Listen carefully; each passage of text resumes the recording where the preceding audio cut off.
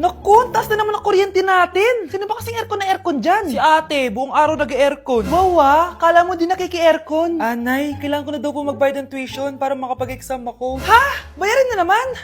Sige anak. Nay, due date na pala ng internet natin. Baka maputulan tayo. Oh, isa pa yan. Naku, sabay-sabay na. Oh, wala na naman pala naman to ref natin. Naku, kailangan na natin mag-grocery. Nay, nagpadala na daw si tatay. Ay, buti naman. Umulan pa, patay! Paano kaya pupunta sa remittance center neto? Ano ka ba, Nay? Nagpadala si tatay via GCash at may bonus credits pa. Wow, high-tech na pala anak. Eh, paano yung mga bills natin? Pwede din yan sa GCash, Nay. Ayan, kaka-cellphone mo yan. Ay, mali. Kaka-GCash mo yan. Kaya magpadala na sa GCash dahil diretso sa GCash wallet mo ang remittances abroad. Hindi ka nalalabas ng bahay dahil hassle-free at 24/7 tong available. At wala tong transfer fee sa mga verified users.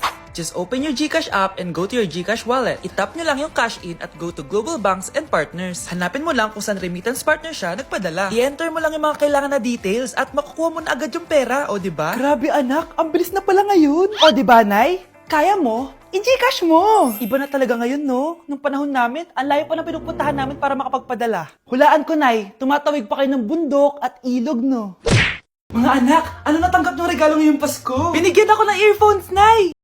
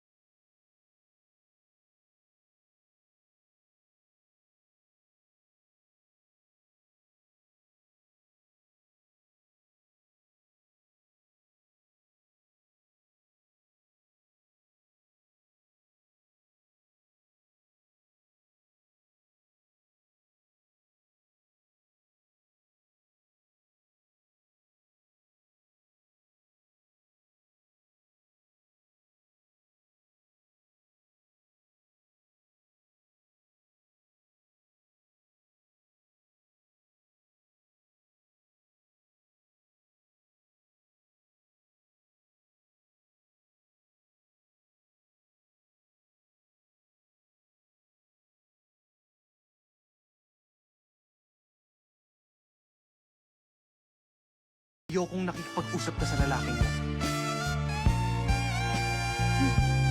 Nagsiselos ka, no? Mali man ang ikaw ay ibigin ko. Anak, ano naman yung ginagawa mo? Hulaan ko, uso na naman yan, no? Oo, Nay, uso to ngayon si Shrek. Ang cute niya kasi. Talagang juwang-juwa ka na, no? Eto na lang si Badong yung juwain mo. Hi, Scarlett. Wag na lang magjowa, Nay. Mas pipiliin ko pa si Shrek kesa dyan, no? Arte neto. Class, may joke ako. Anong hayop ang hindi marunong magtago? Ano po, ma'am? Eh di, elepante, kasi di ba malaki siya? Corny ni ma'am. Trubes.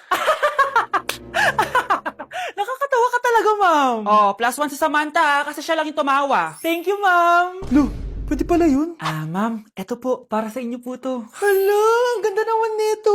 Balita ko po kasi, ma'am, mahilig kayo sa halaman. Thank you, Samantha. Baka naman, ma'am, plus points sa quiz natin kanina. Sure, +5 ka na sa akin. Ikaw pa ba? Hala siya, pasip-sip to kay ma'am, oh. Okay, class dismiss. Pwede na kayo umuwi. Ma'am, ako na po magdadala ng mga gamit nyo para di po kayo mahirapan. Hatid ko na po kayo, ma'am. Aba naman, buti pa si Samantha, matulungin. Ginagawa niya lang naman yan para magka-plus points siya. Ay, nakakainis si Samantha, no? Halatang nagpapasip-sip lang siya kay ma'am. True. Kaya siya yung top 1 palagi eh, dahil sa mga binibigay na points si ma'am. Guys, tingnan nyo. Convoy yan ng magulang ni Samantha tsaka ni ma'am. Babayaran daw si ma'am para maging valedictorian si Samantha. Grabe. Sumusobra na kayo. Okay, class, may i-announce ako. Ang valedictorian natin ay si... Sino pa ba? Eh, di si Samantha. Hala, totoo ba? Hindi ko expect. Congrats, Samantha! Ang galing nyo! Ang galing mong bumili ng grades. Ha? Scarlett, sit down! Ay, no! Convo nyo to, diba? Magkano binigay sa'yo, ma'am? 1,000,000? Wow, easy money! Hala, nagpapabayad si ma'am. Grabe. Ano kaya magiging reaction ng principal pag nasend ko to sa kanya? Hindi yan totoo! I-delete mo yan! Oops! Sorry na send. Deserve niyo yan. Lumalaban kami ng patas dito. Kailangan niyo managot. Oh, bakit may pera na naman dito? Pinamigay ko na ibang pera kahapon Kakainis naman. Ma'am, may delivery po kayo. Oh, ano to? Pera na naman? Diyos ko, ayoko neto. Sa'yo na lang, kuya. Ayoko din po niyan, ma'am. Sa iba niyo na lang po ibigay. Sige na po. Ano ba yan? Ang dami ko ng pera eh. Nay, bakit 300,000 na naman yung binigay mong baon sa akin? Hindi ko pa nga nagagastos yung baon ko last week eh. Tapos binilan mo pa ako ng bagong iPhone at iPad. Bawasan mo yung baon ko, ha? Nakakainis ka. Huwag ka na magreklamo. Ang dami na nga natin pera eh. O eto pa. Hindi ko na alam kung saan ko gagastusin to eh. Ay naku, padala kasi ng padala ng pera eh. Tapon ko na lang to. Congrats, ma'am! Kayo po ang grand winner ng 5 million pesos! Ano ba yan? Pera na naman. Pwede bang hindi ko tanggapin yan? Dami ko ng pera eh. Ay, bawal na po namin kunin to, ma'am. Sa'yo na po to. Congrats po ulit.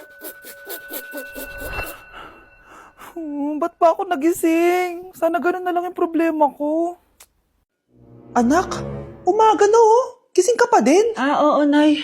Bukas na kasi yung thesis defense namin. Kailangan ko reviewin yung mga papel namin eh. Ay naku, baka magkasakit ka na niyan Bahala na, Nay. Last naman na to. Sana makapasa na kami. Good luck anak ha, galingan nyo. Nay, Na-defend namin yung thesis namin!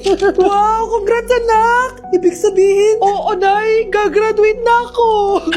Salamat naman at makakapagtapos ka na anak! Oo nga Nay eh, worth it lahat ng stress at puyat. Kita ko nga sa mukha mo anak ko, sobrang dry, sobrang dull, tas parang na-sunburn din oh. Nay, ayoko naman magmukhang zombie sa graduation namin. I got you anak. O eto, gamitin mo tong Glad to Glow Brightening Moisturizer. Ginagamit ko to araw-araw anak. Moisturizing talaga at madali ma-absorb ng skin.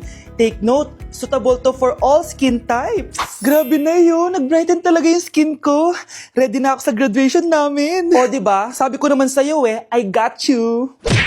Good morning, class! Good mood si ma'am ngayon Sana good mood lang siya gang mamaya. Bago tayo mag-start, mag-pray muna tayo, okay? Sino gusto mag-lead? Di ako marunong niyan, ikaw na lang.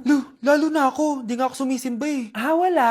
pag walang pumunta sa harap, lahat kayo i-absent ko!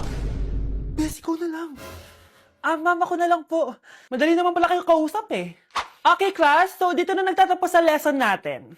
Oh, may isang oras pa pala tayo Sige na, i-dismiss ko na kayo. Yes, be, tara gala tayo. Tara, be. Buti nilang talaga dinismiss tayo agad. Aba, excited? Uwing-uwi? Ayaw niyo siguro sa subject ko, no? Maghihintay kayo hanggang 4 p.m. dito! Walang uuwi! Grabe naman yung mood swing ni ma'am. Nakakainis. I love you too. Okay, class. Dahil good mood ako today, hindi tuloy ang quiz at lesson natin. Ay, salamat. Magagawa ko na yung assignment ko sa math. Bes, pakopya naman ako niyan. Aba! Sino nagsabi sa inyo na pwede kayo gumawa ng assignment sa ibang subject, ha? Ma'am. Talagang sinisira niyo mood ko, ha? Lahat kayo bagsak sa quiz!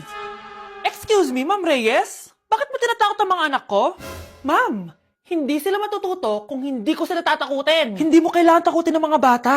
Kausapin mo sila na maayos. Tama. Tayo ang pangalawa nilang magulang. Dapat maging safe sila sa atin. Gusto mo bang maalala ka nila sa mga pananakot mo? Facts, ma'am. Umayos ka na kung ayaw mong isumbong kita sa principal. Deserve.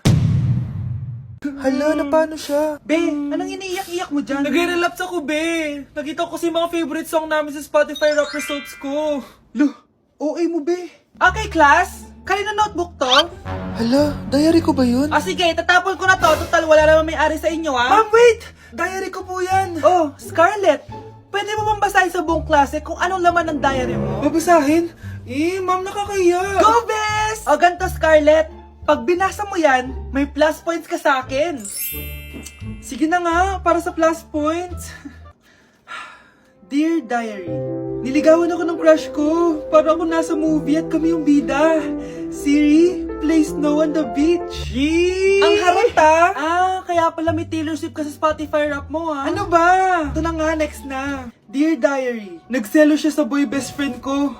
Gusto niya na makipaghiwalay sa akin. Hindi ko kayang mawala siya. I will die for you. OMG! Hula ko. Nasa Spotify rap mo si The Weeknd, no? Eto na nga. Medyo masakit to. Dear Diary, balita ko, may bago na siyang girlfriend. At yung best friend ko pa yung bago niya. Paano nila nagawa sa akin to? Parehas silang traitor. Hala, okay lang yan, bes. Kaya, ayun, nasa top song ko yung Kill Bill ni SZA. Magre-relapse na yan! Tumigil nga kayo! Class, tumigil na! Hello ma'am, sorry I'm late. Nga pala, class, may bago pala kayong kaklase. Dear Diary, Ito na ba yung binigay ng universe para sa akin? Hi classmates, my name is Jake. Ang pogi ng pangalan tapos ang tangkad niya pa. Siya na talaga yung para sa akin. At sa mga nagtatanong, may jowa na po ako.